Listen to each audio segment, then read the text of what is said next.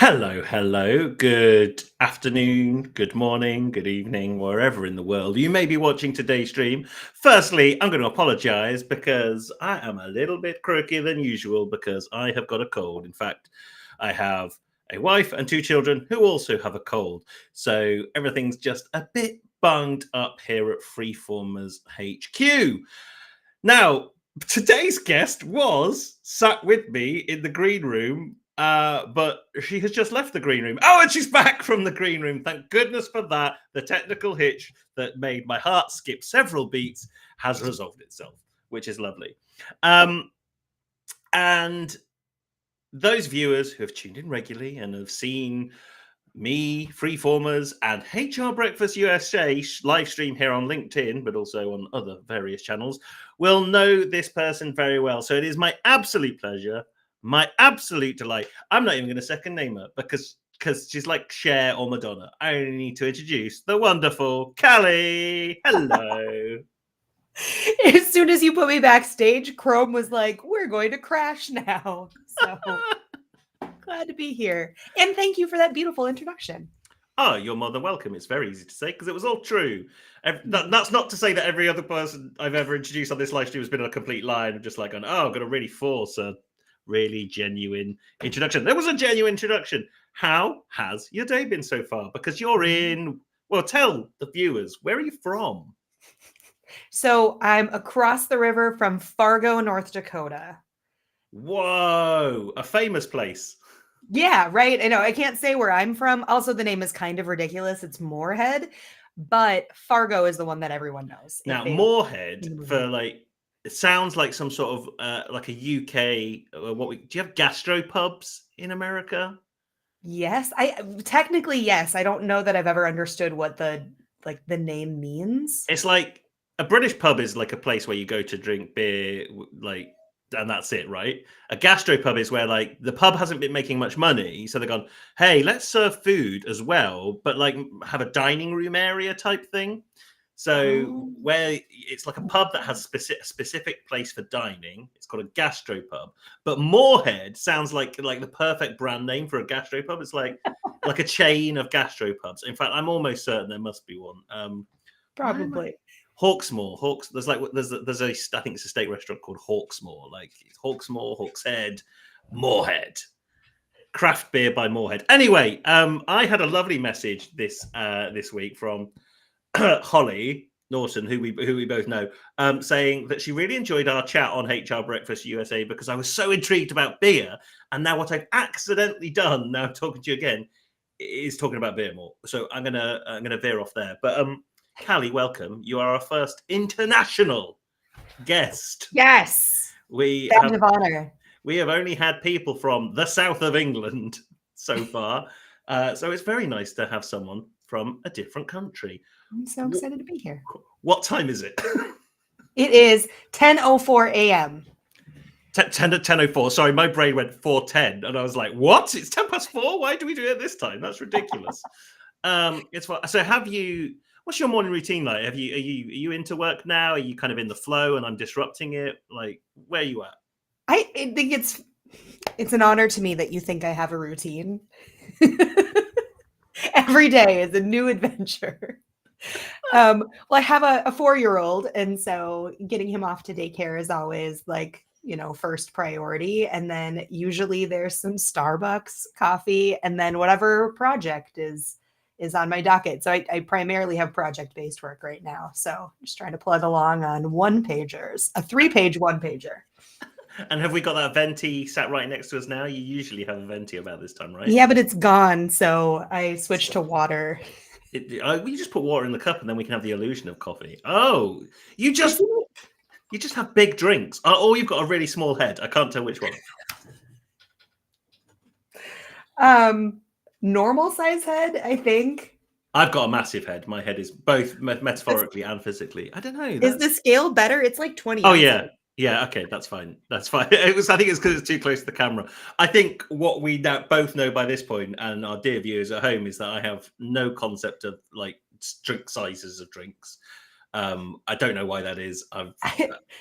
I mean, the reputation of US sized drinks is fair to use in this context, I think. I have a story about American-sized drinks. I I was absolutely amazed how big, like the biggest drink you could get was, and I had this must have been like a Burger King or something like that, and it was refillable as well. It was like not only is it massive, but it's refillable. So it's like, does it need to be massive if it's refillable? Anyway, I also realized in this particular establishment that I could get coffee, like refillable coffee as well. So I was like, you know what? I'm going to have a big Coca Cola. And then when I finish that, I'm going to fill this cup up with coffee. And I thought I was an absolute genius. And I took that coffee into the car. And obviously, the cup perished, but it got to the car absolutely fine. So this rental car I had once on holiday, I was about 16, literally just disintegrated this cup. And I was like, oh, it's like I'm sat in some sort of puddle or stood in like a puddle here, and the coffee had gone all over this rental. Like, yeah, it's terrible. It's terrible. Callie, this is a completely different like streaming event to our usual one. So I feel like to orientate the people who don't tune into HR Breakfast USA, how did we meet? We met through the beautiful interconnected world of LinkedIn, where our mutual friend Sam Eaton spoke with you in an event. And then I started commenting on a post about you and how amazing you were, and started badgering you to send me things that you were giving away at said event. And it happened. The octopus, right? Is it? Yeah. Is it behind you? It is behind me. Let It's me, out of shot though, isn't it? yeah, Hey, I can see a there little it is. pinky. Pink octopus. Yeah, I'm just slightly too narrow here for it, right next to Psyduck. Anyway, I'm not gonna I'm not gonna talk about Pokemon, but and then in return you got me this axolotl right here, which is Yeah. very cool. So our backgrounds are adorned by the very thing that connects us. Did you get the socks too? I did, and The Babe the Blue Ox, or Paul Bunyan and Babe the Blue Ox Minnesota socks. yeah. So I showed those socks to someone. I went, "Oh, that's Paul Bunyan." I was like, "Oh, what now?" He was like, "Oh yeah, Paul Bunyan, the famous person, I guess, Lumberjack? lumberjack from Minnesota." And I was like, okay. I just thought they were just socks with a lumberjack on that said Minnesota. And I had no idea who this Paul Bunyan fellow was. That is folklore at its finest. I had to look at the Brief Wikipedia page. Yeah, no, for sure. My brothers, we're all musicians, and one of their favorite pastimes is to come up with ridiculous band names. And so one of the most recent one is Paul's Bunions, and it's like, of course, got a logo of this very grizzly mountain man looking guy with like a foot in the shot. That's hilarious. Yeah, so in return for me sending a tiny pink octopus all the way to Fargo, I got in return a pair of Paul Bunyan socks, not Paul's Hand Bunions. delivered. Hand delivered by Sam Eaton herself, and this wonderful axolotl that is next to a 3D printed Millennium Falcon that my brother made for me because I am a geek. I mean, you just have to look at my background and went, this guy's probably a bit of a loser, right? And how did you meet Sam? How did that connection? So we met through Sam, through LinkedIn, through the mutual sharing of stuffed toys. Yeah. But how did you meet Sam? So Sam and I had been connected for a long time because we both collect friends on LinkedIn like Pokemon cards, and got a message from her one day that was like, "Hey, you just posted about plants. I just wanted to send you a picture of my plant." And so, of course, we quickly had a networking call set up. And on said call, I disclosed that I was like 95% sure that I was going to be doing my own Disrupt HR event. And by the end of the call, Sam was like, I'm coming. And I was like, are you sure? Like, I live in Minnesota. I can't pay you. Are you sure? And then Sam came and spoke at my event, and the rest is history. So Disrupt HR or Disrupt? Are they rebranding it? I get stuck in the. I think are both synonymous. Yeah. With one another. So you organize a Disrupt event in Minnesota / St. Paul. Another thing I had to Google, I was like, why is it Minnesota / St. Paul? Who is or where is St. Paul? Minneapolis / St. Minneapolis. Paul. What did I say? I said Minnesota. So British of me, isn't it? It's like, it's all the same kind of thing. They're both with them. It really is. Minneapolis, St. Paul. I apologize to any viewer who I might have inadvertently offended by saying it wrong.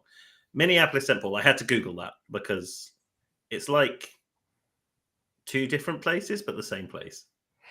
So St. Paul is the capital, but Minneapolis is, I mean, it's one of those things where they're sort of smushed together, right? And then there's a lot of little suburbs around it. And so it's really the community of Minneapolis, St. Paul is the two, and then all of the surrounding suburbs. And so it's really the largest populated area in Minnesota. Wow. So, and it's like in Hungary, the capital of Hungary is called Budapest, but that's because one side of the river is called Buda and the other side of the river is called Pest, and then they kind of just met in the middle, and it's like, just call it Budapest. Now I'm a dumb American. I didn't know that, but yeah, basically that. Yeah. Okay. So Minneapolis, St. Paul is the Budapest of North America. Great. We've nailed that. That was a complete tangent.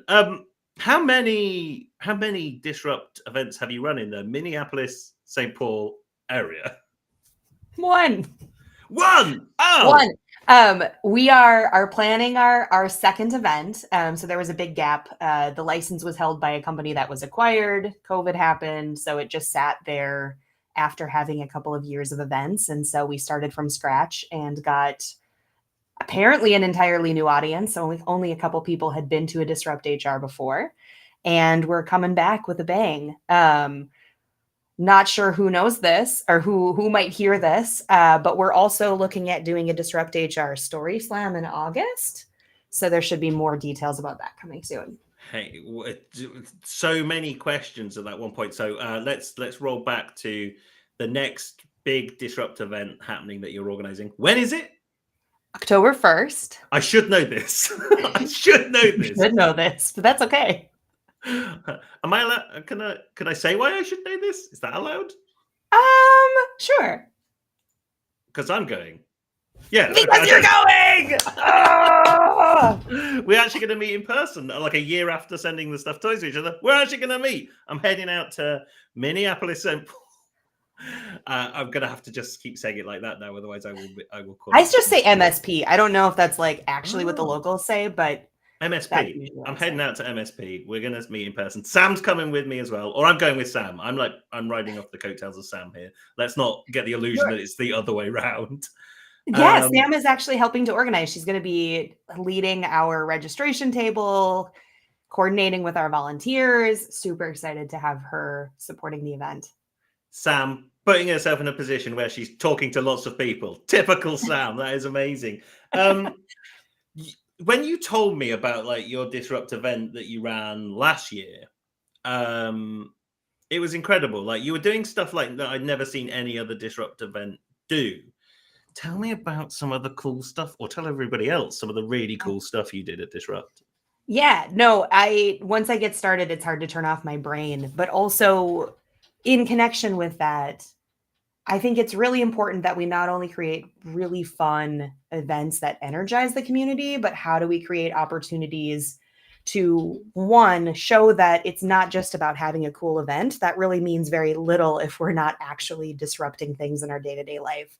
And so my favorite thing that I haven't heard of anyone else doing, though I think a couple people are going to do it this year after talking to me, is awards for local disruptors. And so people in the community can nominate someone and say, hey, this is someone who's doing really great work in the HR community and we want to support that. And so it was really, really fun to show how much those awards meant to the recipients who received them last year. I got to design really cool custom trophies. That was really fun. And yeah, just really showing that this is about how you take the steps to build that positive change in your own community. Oh, I'm on mute. I'm on mute. No, I pride myself on never doing that. I pride myself on doing. Oh, the desk joke. I put myself on mute because I was tippy tapping because I was looking for your Disrupt MSP page. And what you can do is, if you scan this QR code, you can find out more about Disrupt MSP. there's a little button on there, Callie, that says Yeah, apply to speak. There are 2 more days for speakers to submit applications. So tomorrow is the last day. We do an incredible job of supporting our speakers. I have some more people who are going to help with that process this year too, which is really exciting. Abanga, who actually spoke at last year's event, and then another phenomenal friend who's traveling to partake in the event is also going to support that process. Deanna Burleson, phenomenal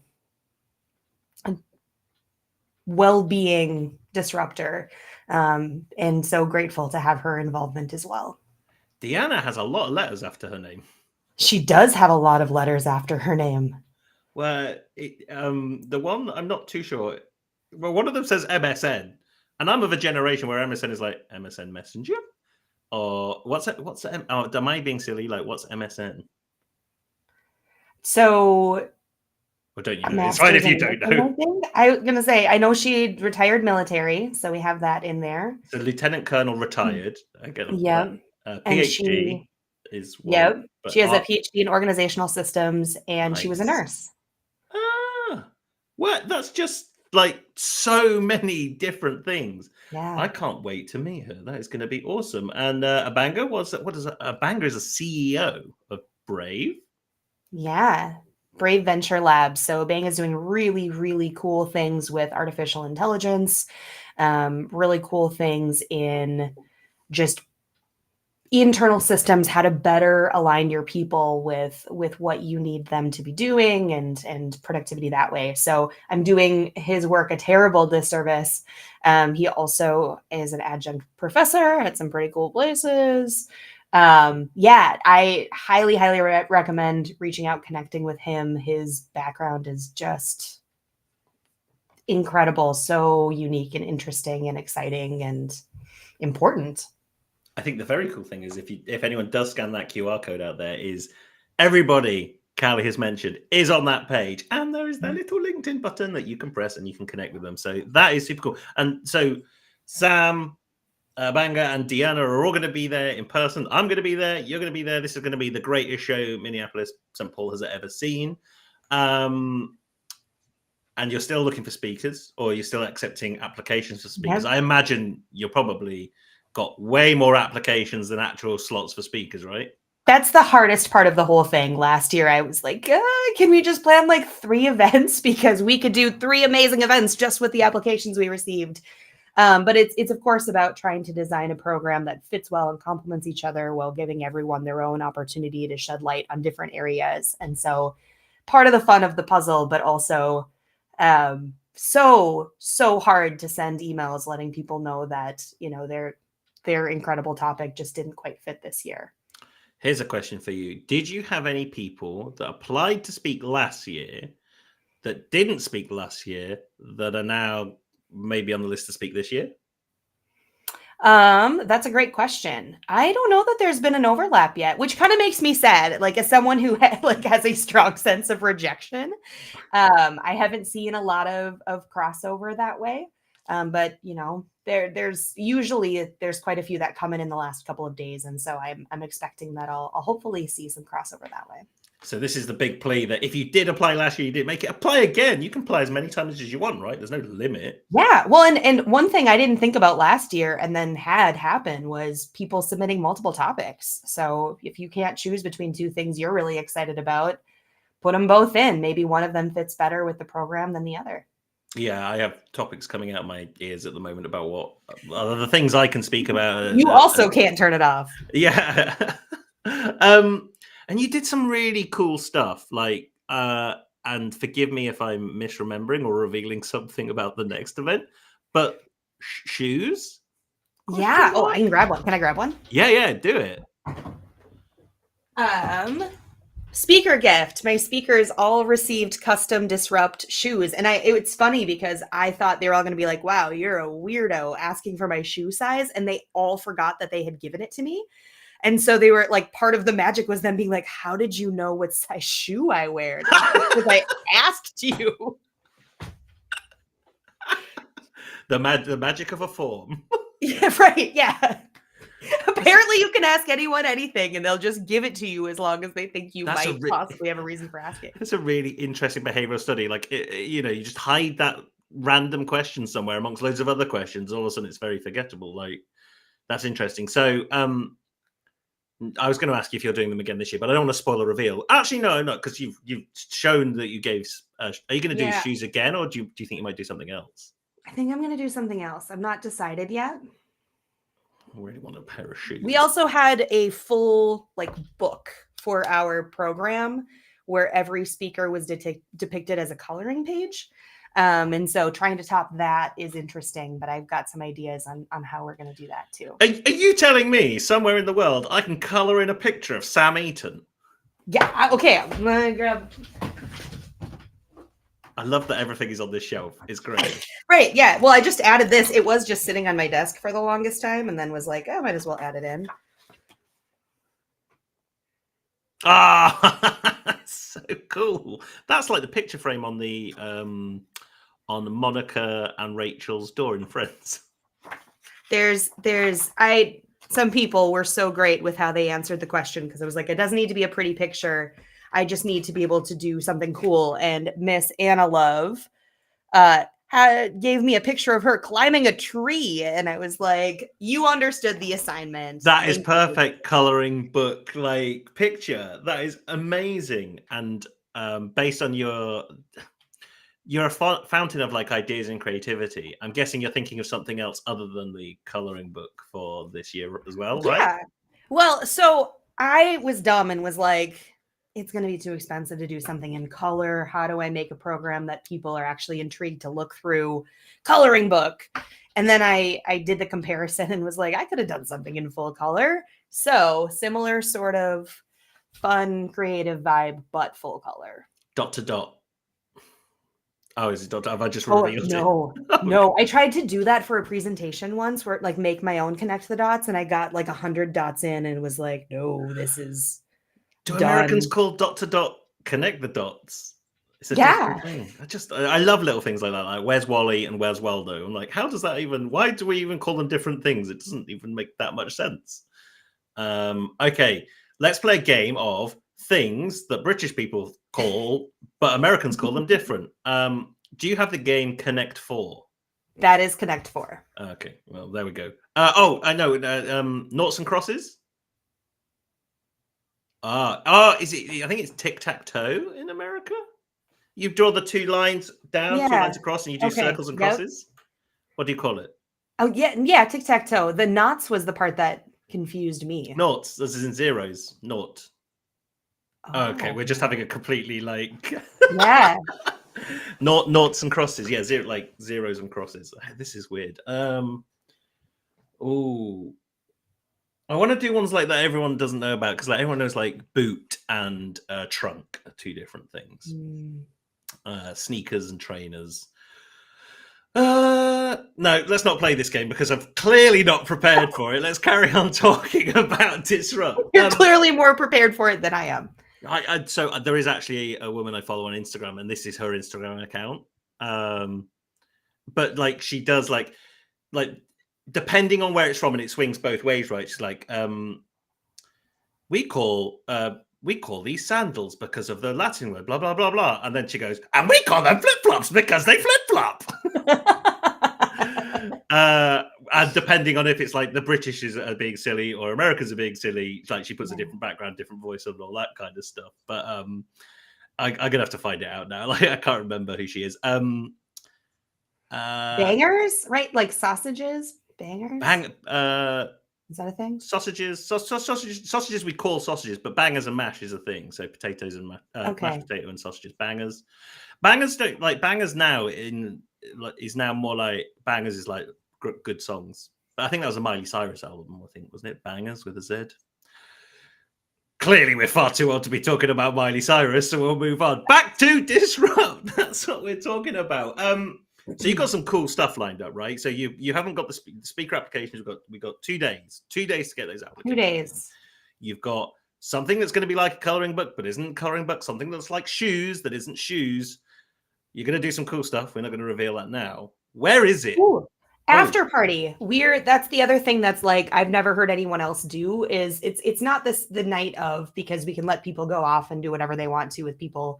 But the next morning we brought all of our speakers and sponsors together for a recap event. We had coffee catering, which is the coolest thing I never realized was a thing where you just prepay for a coffee cart and everyone can get all the fancy coffee they want for the duration of the meeting.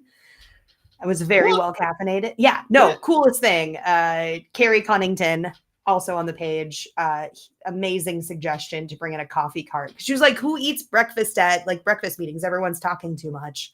Yeah. Let's do good coffee." And like that is my love language is coffee, and so So is that happening that's again? what I Like that has to be do. happening. Okay, good. Yeah. So the morning after the event, everyone has you get to sleep and then come back together, drink some great coffee, network with people that you maybe didn't get a chance to connect with because you were connecting with other people and talk about what went well, what do we want to do differently. So one of the things I don't have this here is we did custom printed badges, of course, for everyone. And then we had a QR code to LinkedIn profiles to help people easily connect with one another. So that was really fun and went over really well.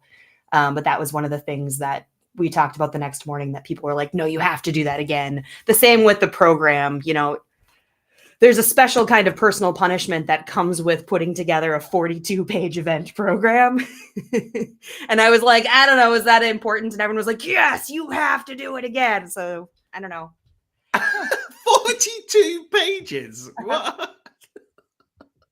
That's a lot. It's bigger than I thought. Like you've shown me a few pages before, and I was like, oh, this is cool. It's probably like 10 pages or something. 42 pages. That's impressive. It's very impressive. And wow, that's not a small undertaking. That's like running the event itself, right? Yeah, there were definitely moments of like, why did I do this? But this year I will start sooner, maybe. Okay, but the event is happening in October, so you got like what 3, 4 months? Yeah. Have you started? The program? Yeah. No. Okay. I'm just saying, like, if you're going to start earlier, maybe today. Somebody has Well, cop. I don't have speakers yet. Like, give me a little time here. Oh, you could just do placeholders for now. Just have, I don't know, 12 pictures of Sam and just update them later. The thing I will say is, somebody's commented, but I don't know who it was because I don't think it's on my feed. But someone said, "What a great idea!" But it just says it's from LinkedIn user. So I actually I have. I think it was about Sam, the coloring page. I'm pretty sure Nice. that's what popped in. Well, thank you, LinkedIn user, for saying that. I don't know who you are, but I agree. It is a very, very good idea. Um, you mentioned something that I've not heard of before: the story slam. Yeah. So, soft reveal, working on a date and a venue and a confirmation that it's really happening. But one of the things that's really important to me, I alluded to it, was, this isn't just about putting on a cool event. It's about creating a community and giving people other disruptive people to bounce ideas off of. And I think one thing that's great about the main event is it's provocative and it's fun and it's fast paced and it's positive. But that only tells kind of one side of the HR experience. And so the idea with the Story Slam was giving people a chance to talk about use storytelling to talk about the impact of HR. And it's really hard when you're in the trenches, when you're in that day to day, like, oh my gosh, does this really matter? Am I doing the right thing? It's really hard to connect the dots and see the impact that you really have. And so an opportunity for people to have more of a chill, fun storytelling atmosphere, hopefully get people to be a little bit more vulnerable, and bring together a smaller group to talk about like what is the real impact of what we're doing, or when did you have those aha moments about, yeah, this is why I do what I do. That sounds very cool. Is it? No one else is doing that, right? That's another new thing. You come up with lots of new, amazing things.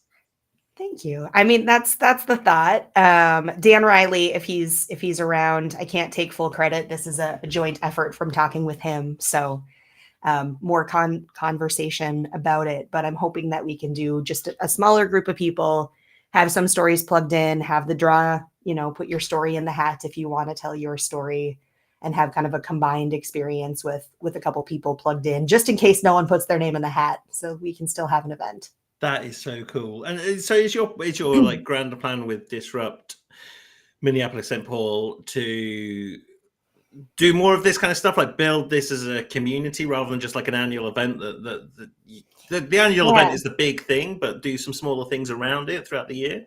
Yeah, that's the thought. So I think if we can have a couple different vibes, or kind of tap into a couple of different needs within the community, really to try to do things different. And I think there's a lot of weirdos like me in HR, right, who don't necessarily fit in at the SHRM conference or other places like that. And I think a lot of the really cool things in general come from, the weirdos. And so let's inspire that population to do what they do best.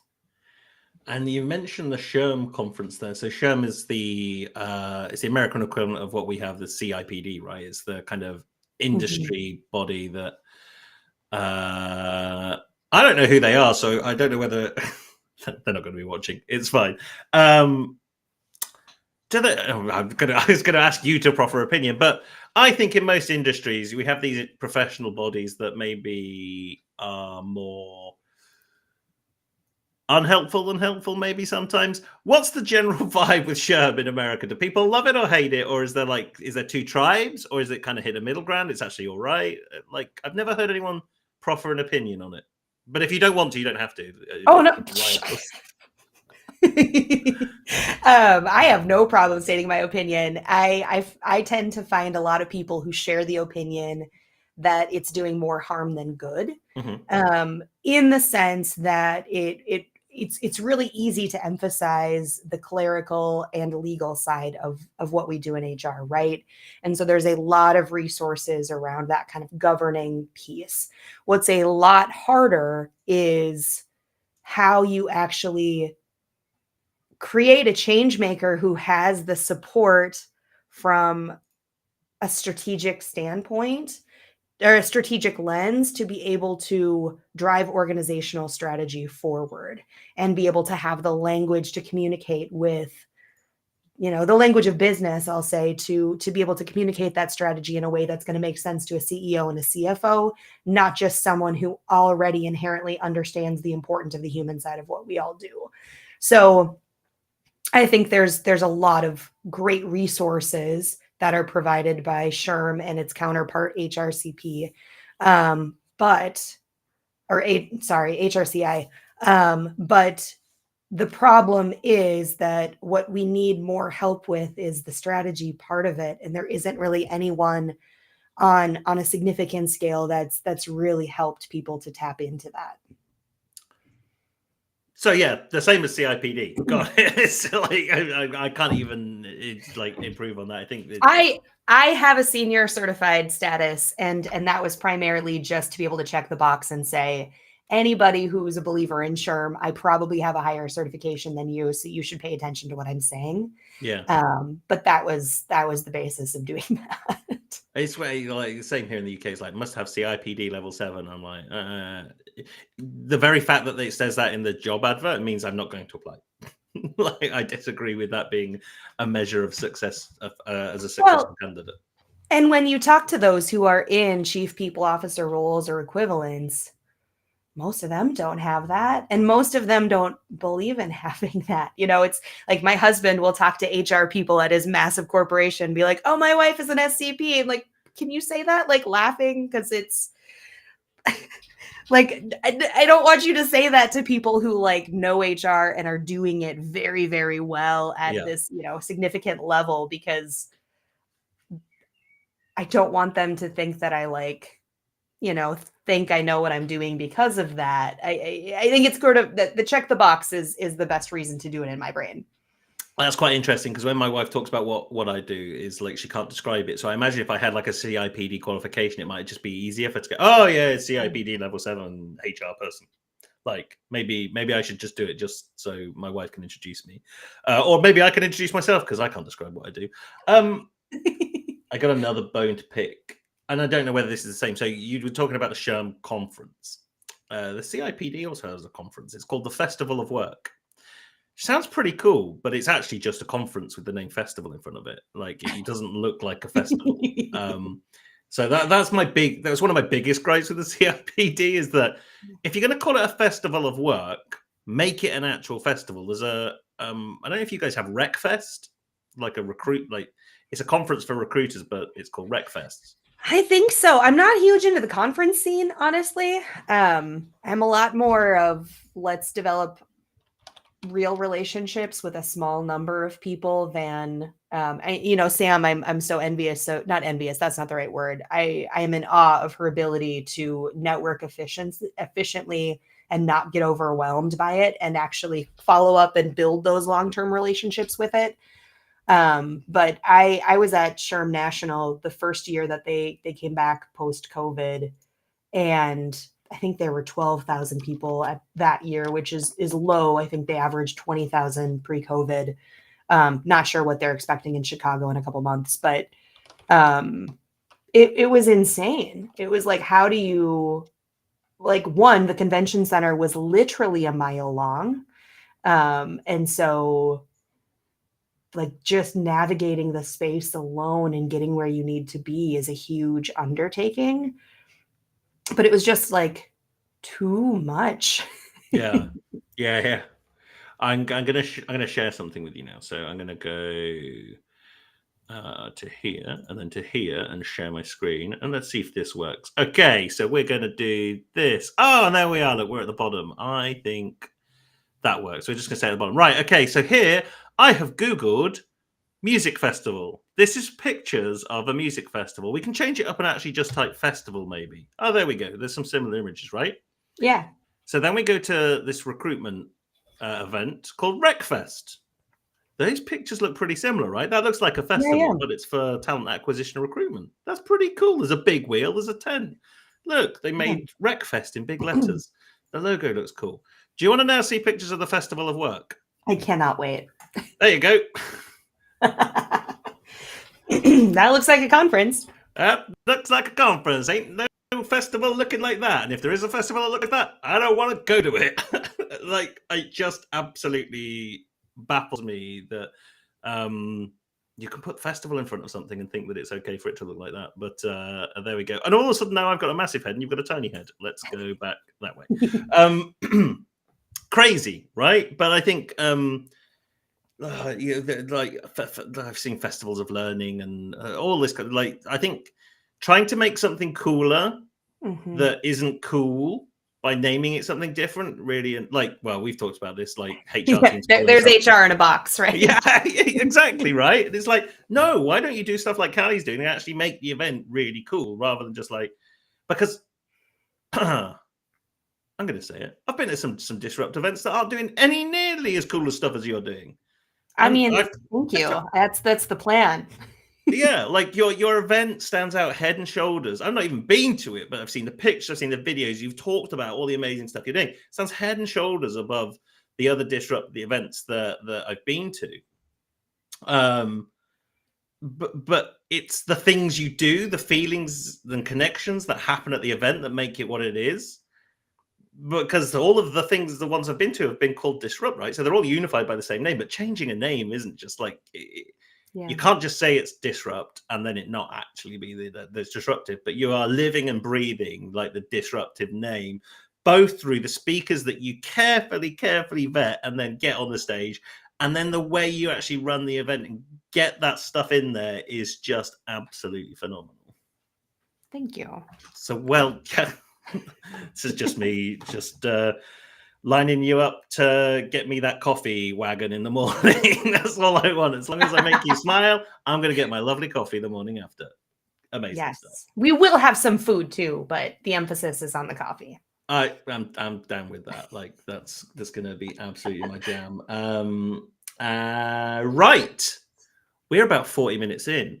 And at about 40 minutes in, we usually play a game. And you are probably going to be the only guest that ever comes on the live stream that's already played this game before.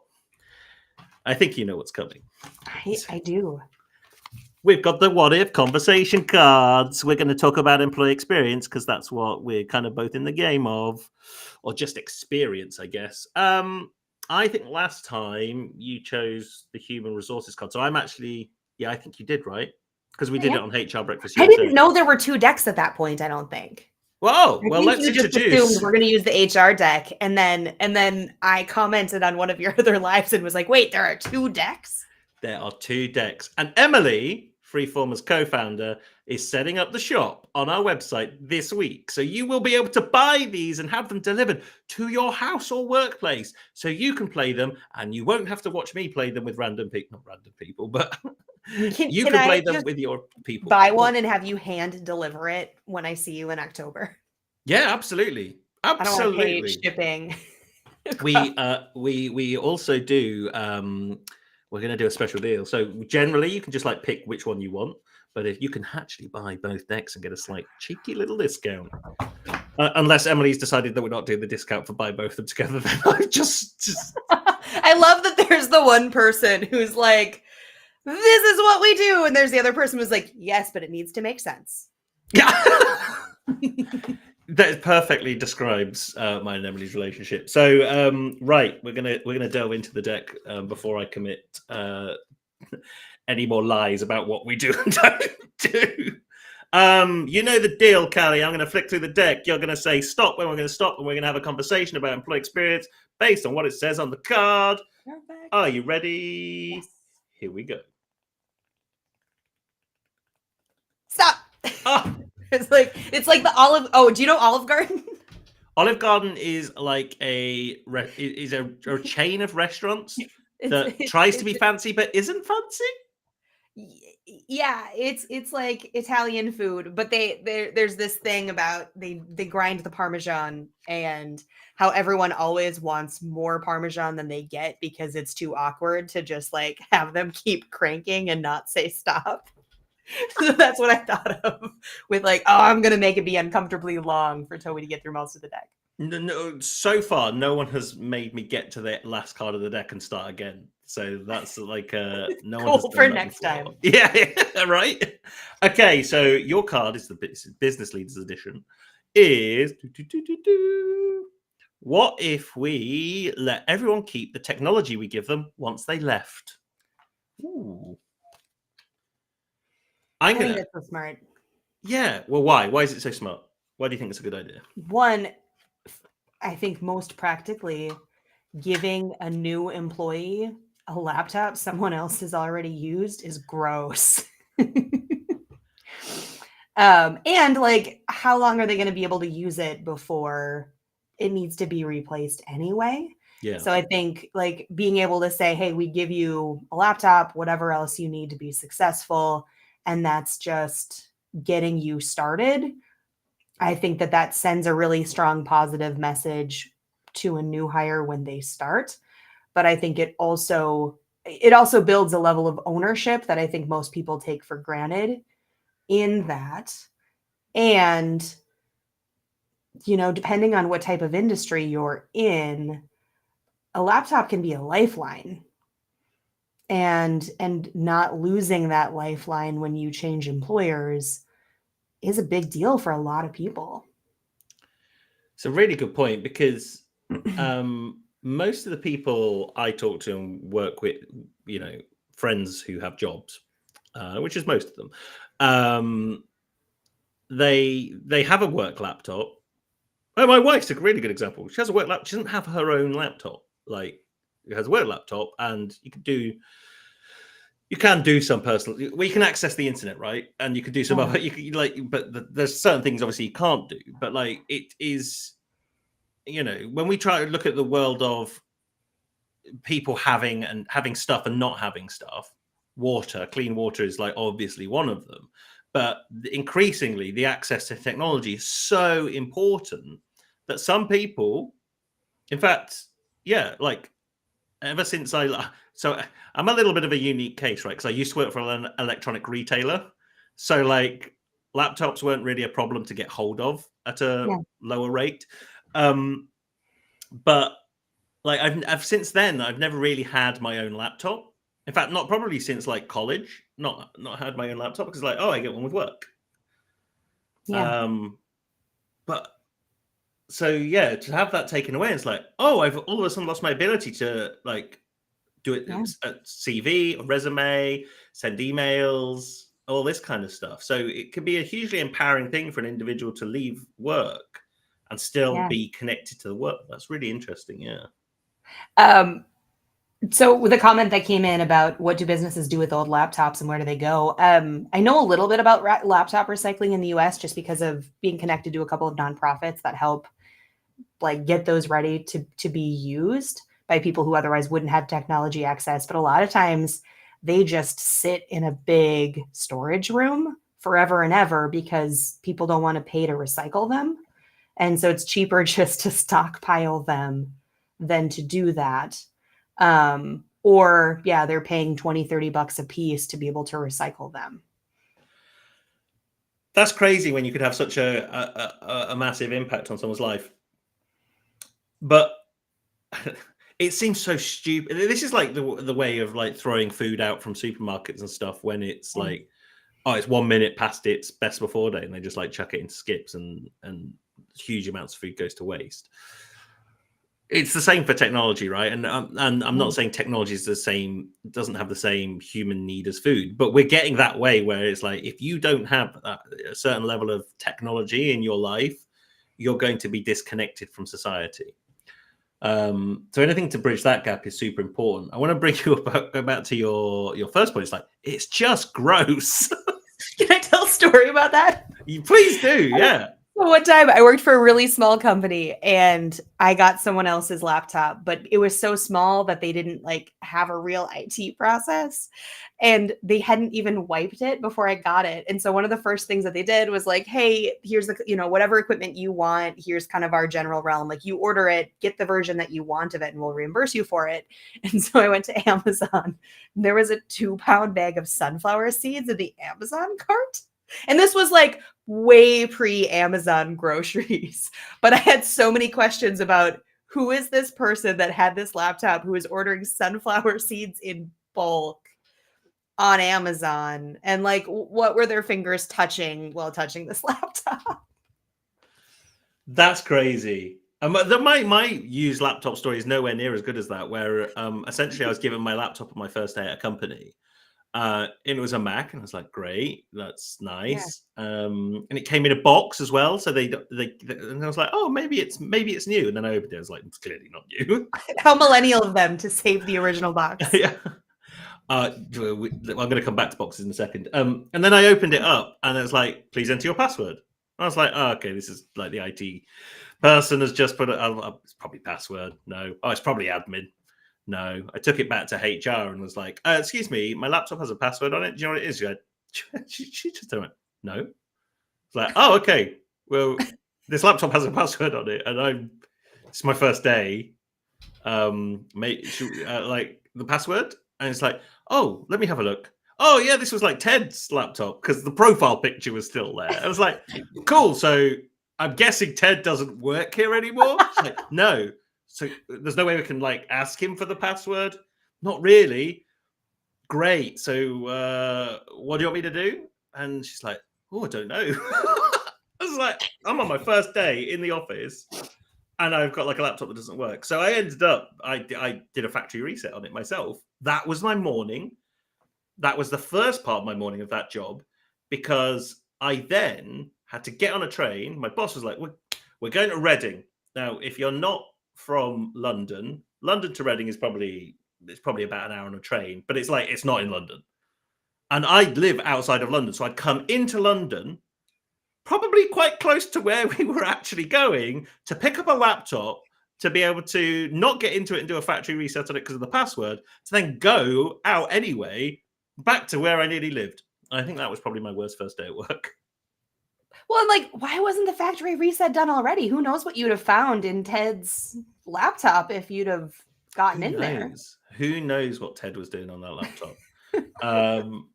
But yeah, keyboards. I find this about like remote controls for TVs in hotel rooms. Yeah. I'm just like, this is weird. It's just weird. The fact it's next to a bed as well. It's like none of this scenario makes me want to use this device. Like this, and laptop keyboards are the same, right? I don't think I'd I cleaned my keyboard the other day. Actually, it's a mechanical one, so you need to like Uh-huh. the spaces for crumbs to fall in the It's middle. amazing how much accumulates in a mechanical keyboard. It's when I did it, it was gross. I was ashamed. I love the joke that just came in. Just everyone use the same password. Done. Or a post-it note. Yes. I'm going to bring it back to Emily, and if Emily is watching, Emily is the kind of person that will be like going, "Do not use the same password." I get not shouted at, but I get a very disapproving look when. Sorry, I just saw another kind of disapproving look when two-factor authentication isn't set up on something. Just put a note on the screen. So your offboarding process at the company is what you need to do is disinfect your laptop for the next person, write your password on a post note, stick it on there, close it up. If you can find the original box, then do that. And then. Yeah, Ted was a real gem that way. Oh. So I will say these days, having a post-it note with the password is probably a lot safer than just having saved password. You're not going to get hacked, are you? It's not going to go anywhere as a result. Yeah. This is interesting. Any more thoughts? Any more thoughts before we go on letting people? And okay. So we thought about laptops here, but there's probably like other technology, like Yeah. mobile phones or cell phones, right? Yeah, well, I think just thinking about the ownership factor, right? Like ultimately we want people to feel an incredible sense of pride and ownership in their work and their placement in the company. And I think whatever those tools and resources are, one, giving people the opportunity to use something that, I mean, within reason, of course, no one's going to need a headset that's designed for gaming, right? If they're not if they're just talking on the phone to customers. You game though, right? Like you actually Yes. yeah. So it's multi-purpose. It makes sense for you. I have a coworker who is telling me all about his ridiculous headset that he has. That's the connection. But no, like the ability to say, okay, this is something I've used before, I'm comfortable with, I want to use again, and not being pegged into a box. I think there's an incredible sense of pride, especially when people often have a lot of experience with feeling kind of like cattle in the workplace. Yeah. And so I think there's a tremendous opportunity just from a pride and ownership standpoint in allowing someone to make those decisions for themselves. And of course, have suggestions for people who are using something they're not experienced with and they don't really know what to do. But ultimately, you're not really saving that much by recycling these things unless your turnover rate is so horrendous that Solve the problems causing the turnover rate than trying to claw the money back on laptops and phones, right? Yeah. Right. I don't know. Is there anything else that you can think of that like 100% makes sense to recycle? Not really, because also I think about the ownership of it whilst you're still at the company, right? So when I've ever broken a laptop, like there's no urgency or like I don't really care. Like last place I worked, a key fell off, and I was like, I'll just keep it like that. It's fine. It's not my laptop. I'm using a mechanical keyboard that I purchased anyway. Okay, right, exactly. So it's like I didn't care, but if it was mine, there'd be a little bit more pride and ownership and get it repaired. My wife's the same. Her keyboard broke because she spilled a drink on it. My wife doesn't really go on LinkedIn, so I love how I could talk about this stuff and she might never hear it unless she does. I have a friend who had syrup spill in their keyboard and they had to get a new one. Like, who eats things with syrup while working? The only person I could think of that eats syrup when working is Elf, the Will Ferrell's Elf, who has syrup on everything. That's what it's like. Oh, candy corn, candy canes, and syrup. Yeah, but she just worked with a like she went out to buy a keyboard was her fix. It wasn't like I'm going to fix this computer. It's like I'll just use it. I mean that probably says more about IT departments and their speed to respond and fix things. But I love the comment. I mean, you're hanging out with cool people if they're already saying, "Here's your budget. Figure out what you want." Yeah, give us company names. I want to know companies that are doing that because I think they should share that as like best practice. Being able to choose your own kit. I did work for a telecommunications company that allowed you to choose your phone, but they sold phones. So you're like, I kind of expect that, to be honest. Like if I work for a shoe shop, I'd expect to get a brand new pair of kicks for work kind of thing. And that is the first time in my adult life I've used the word kicks, by the way. I do not know where that came from. shoes or trainers. But yeah, being able to choose it, there's a bit more pride and excitement. Like getting a new laptop should be exciting, and the opportunity to make it better is huge. Whereas the opportunity to make it worse, which we've described, is too easy to and almost to fix, right? And Right. we've talked about this loads of times, but the amount of money and projects that go into onboarding days or onboarding sessions, it's like if you just took that budget and just got them a new laptop and made this whole process easier, that's way more than trying to design a multi-$1,000 day training day. It's like just do this kind of stuff. Well, Interesting. and different people need different things, right? Like I make videos and I need a computer that can process videos and be able to do live streams. And not everybody needs to be able to do that. And that I work with, we all need different things. And this is the thing that we're doing with the esports team, right? One of the projects we ran before we partnered with the esports team was, or I've done it in a previous role, was we gave people the ability to be social media influencers inside the world of work. That's one of the things we do, right? But what we did as part of that was we gave them the kit. We gave them a ring light, we gave them a tripod, we gave them a lapel mic, we gave them all this. And this one woman like received it and cried. I was like, what's the matter? And it's like, this is going to be really great for work, but this is kind of stuff I want to do outside of work. And you've just given me this stuff. I'm like, yeah, it's yours to keep. And she was like, she just couldn't believe it. And it's like, that bag of kit must cost £100 max. And it had that impact. And we've done it since, and people have gone on to different careers as a result of doing that stuff. So yeah, I think there's a huge human impact there that could absolutely have. So unknown user is Molky, who was last week's guest. Yeah. Molky said it's usually been a startup putting together hiring. Okay, yeah. But and the comment is there as well. Anyway, that's that. I think that's us. We're nearly at the hour, Callie. I've got to let you go and then do the outro. So, Callie, I'm not leaving. You can't. You're not leaving. You can make me. I know that you can. But... Okay, well, you're gonna sit there while I say goodbye to everyone, and you're gonna have to do the outro and do some waving and stuff. Okay. Okay, so I'm not. Okay, this is completely. If you want to make me go away, you can make me go away. No. You've got to live with your actions. Your words and consequences. Done. So this has been Freeformers and Friends, a live stream event that happens 4 p.m. every Thursday, or at 10 a.m. Central Time. Yes. You got it. I'm getting better at this stuff. I can't say Minneapolis. I call it Minnesota, but Central Time I get. This has been Callie. You can catch us on HR Breakfast USA on a Monday at 3:30 p.m. British time, which is probably 9:30 Central Time. Lovely stuff. 9:30. 9:30 Central Time. And yeah, follow Callie. We put the QR code up earlier. I'm going to just chuck it up there again so people can see it. But if you want to find out more about, always get it wrong, about Disrupt Minneapolis St. Paul, please do so. Speaker applications, we've got 2 days left.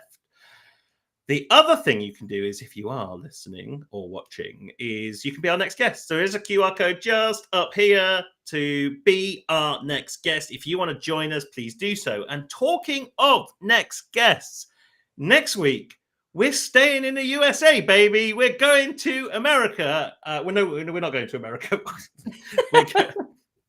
We're not. I'm staying here. I'm going to be in my shed like I am now. But we're talking to Rocket, the guy who is so cool. His name is Rocket, not like and he did it before the raccoon in Guardians of the Galaxy as well. He's the OG, an absolute legend of a guest. I've known him now for what seems like an eternity, and we've actually only ever met in person 3 times. He's like Callie, really great friend, but very, very rarely get to see them in person. So I'm really excited for you all to meet Rocket.